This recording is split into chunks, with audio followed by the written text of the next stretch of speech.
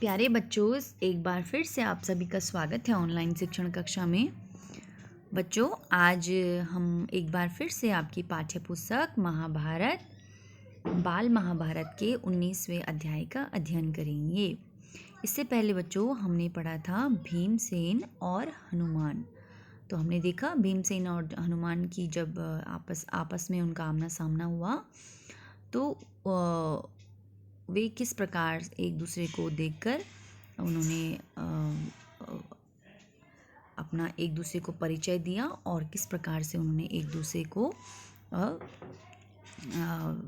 वादा किया कि वे सहायता उनकी करेंगे। ठीक है, तो आइए बच्चों, आज हम पढ़ेंगे द्वेष करने वालों का जी नहीं भरता। अर्थात जो द्वेष भाव रखते हैं, जो बुरी भावनाएं अपने मन में रखते हैं, उनका कभी जी नहीं भरता है। अर्थात वे हमेशा ही सबके बारे में द्वेष भावना ही रखते रहते हैं। तो बच्चों ध्यान से देखिए अपनी स्क्रीन पर।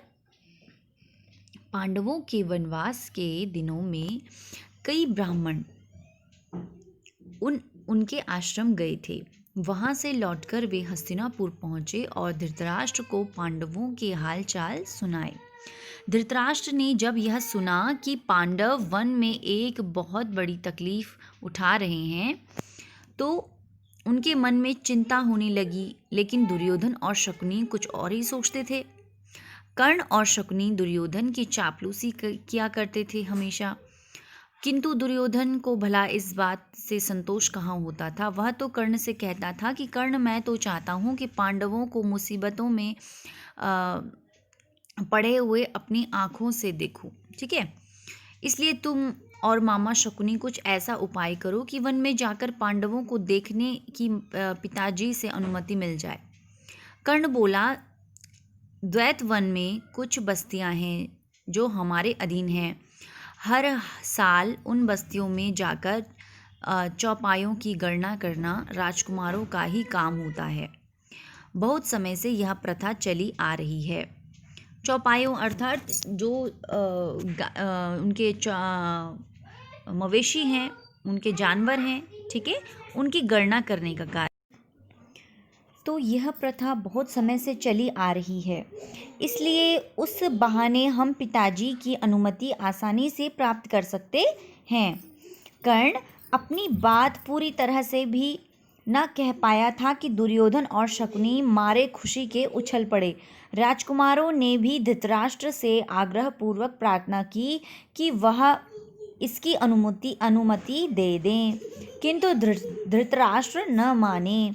दुर्योधन ने विश्वास दिलाया कि पांडव जहाँ होंगे वहाँ वे सब नहीं जाएंगे और बड़ी सावधानी से काम कर लेंगे। ठीक है, काम लेंगे। विवश होकर धृतराष्ट्र ने अनुमति दे दी। एक बड़ी सेना को साथ लेकर कौरव द्वैत वन के लिए रवाना हुए।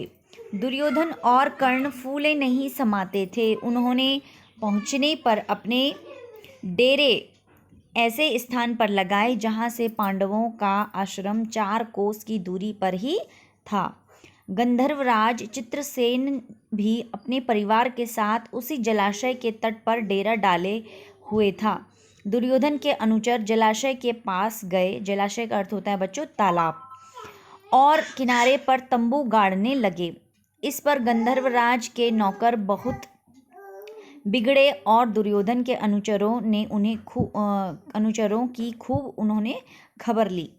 वे कुछ न कर सके और अपने प्राण लेकर भाग खड़े हुए। दुर्योधन को जब इस बात की उसे पता चला तो उसके क्रोध की सीमा न रही।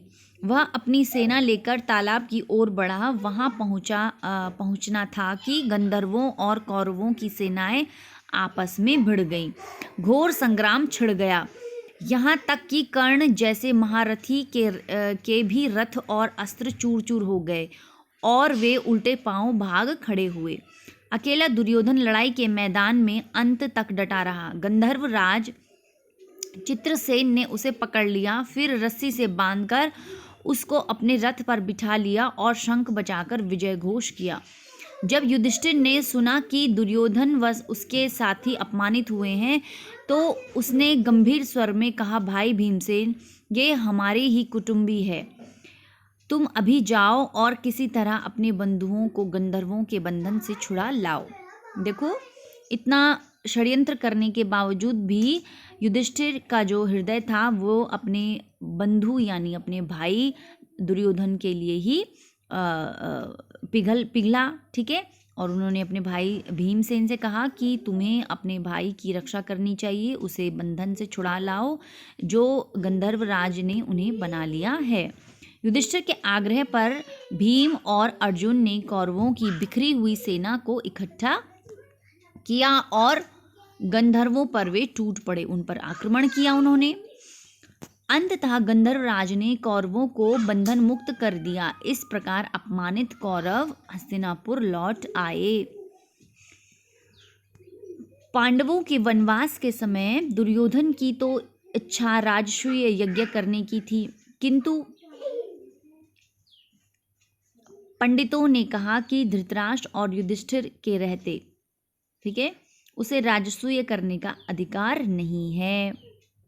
ठीक है, क्या हुआ, पांडवों के वनवास के समय में दुर्योधन की इच्छा थी राजसूय यज्ञ करने की, किंतु युधिष्ठिर पहले से ही क्या थे, चक्रवर्ती सम्राट थे और उनके पिता भी राजा के पद पर आसीन थे, हस्तिनापुर के राजा थे, वो महाराज थे। तो उन्होंने कहा कि उसे यज्ञ करने का अधिकार नहीं है। पंडितों ने उसे सलाह दी दुर्योधन को।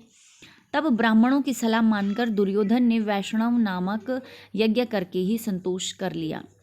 इसी समय की बात है कि महर्षि दुर्वासा अपने 10,000 शिष्यों के साथ लेकर दुर्योधन के राजभवन में पधारे। दुर्योधन के सत्कार से ऋषि बहुत प्रसन्न हुए और कहा, वत्स, कोई वर चाहो तो मांग लो।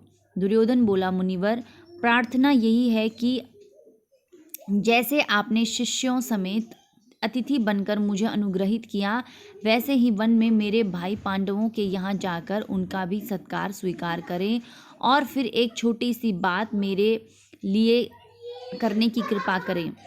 वह यह कि आप अपने शिष्यों समेत ठीक ऐसे समय युधिष्ठिर के आश्रम में जाएं जब द्रौपदी पांडवों व एवं उनके परिवार को भोजन करा चुकी हो और जब सभी लोग आराम से बैठे विश्राम कर रहे हों। उन्होंने दुर्योधन की प्रार्थना तुरंत मान ली। दुर्वासा ऋषि अपने शिष्यों के साथ युधिष्ठिर के आश्रम जा पहुँचे। युधिष्ठिर ने भाइयों समेत ऋषि की बड़ी आवभगत की और उनका सत्कार किया। कुछ देर बाद मुनि ने कहा, अच्छा, हम सब अभी स्नान करके आते हैं, तब तक भोजन तैयार करके रखना। यह कहकर दुर्वासा शिष्यों समेत नदी पर स्नान करने चले गए।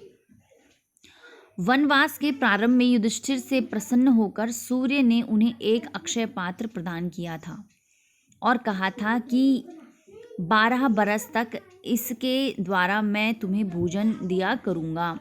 इसकी विशेषता यह है कि द्रौपदी हर रोज जितने लोगों का इस पात्र में से भोजन खिला सकेगी, परंतु सबके भोजन कर लेने पर जब द्रौपदी स्वयं भी भोजन कर चुकी होगी, तब इस बर्तन की यह शक्ति अगले दिन तक के लिए लुप्त हो जाएगी।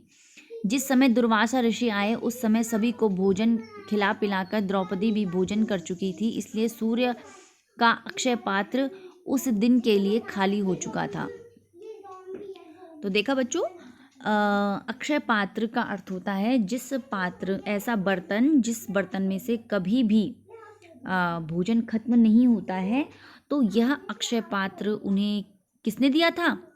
युधिष्ठिर को किसने दिया था बच्चों? सूर्य ने दिया था। सूर्य भगवान ने उन्हें एक ऐसा पात्र, एक ऐसा बर्तन दिया, अक्षय बर्तन दिया, जिसमें से जब चाहे वे क्या करेंगे, भोजन और जितने लोगों को चाहे करवा सकते थे। तो जिस दिन दुर्वासा ऋषि उनके आश्रम में पहुँचे तो सभी के भोजन करने के बाद द्रौपदी भी जब भोजन कर लेती थी तो अक्षय पात्र की जो शक्ति होती थी वो अगले दिन तक के लिए समाप्त हो जाती थी। ठीक है, फिर अगले दिन ही उस पे वही भोजन की शक्ति आती थी अक्षय पात्र में। ठीक है, तो अब जब दुर्वासा ऋषि ने कहा कि हम स्नान करके आते हैं तो हमारे लिए भोजन बना के रखना तब तक। तो इस पर द्रौपदी बड़ी चिंतित हो उठी और कोई सहारा न पाकर उसने परमात्मा की शरण ली। इतने में श्री कृष्ण कहीं से आ गए और सीधे आश्रम के रसोई घर में जाकर द्रौपदी के सामने खड़े हो गए। बोले, बहन कृष्णा, बड़ी भूख लगी है, कुछ खाने को दो। द्रौपदी और भी दुविधा में पड़ गई। कृष्ण बोले, जरा लाओ तो अपना अक्षय पात्र, देखे कि उसमें कुछ है भी या नहीं। द्रौपदी हड़बड़ाकर बर्तन ले आई। उसके एक छोर पर अन्न का एक कण और साग की पत्ती लगी हुई थी, ठीक है, बर्तन के।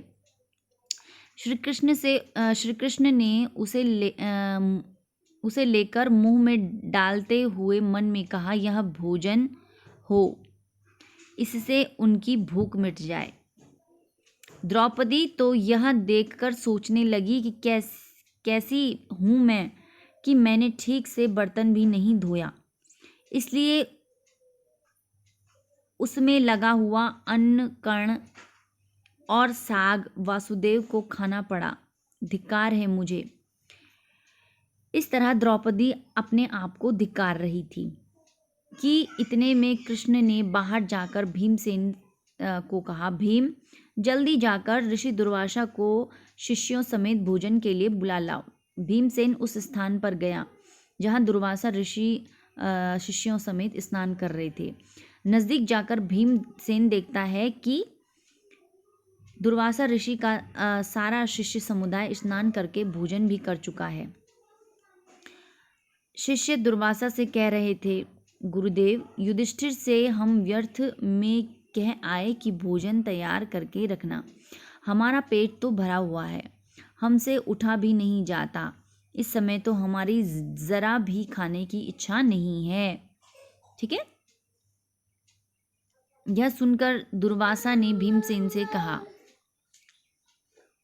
हम सब तो भोजन कर चुके हैं। युधिष्ठिर से जाकर कहना कि असुविधा के लिए हमें क्षमा करे। यह कहकर ऋषि अपने शिष्यों सहित वहाँ से रवाना हो गए। तो देखा बच्चों आपने कि किस प्रकार से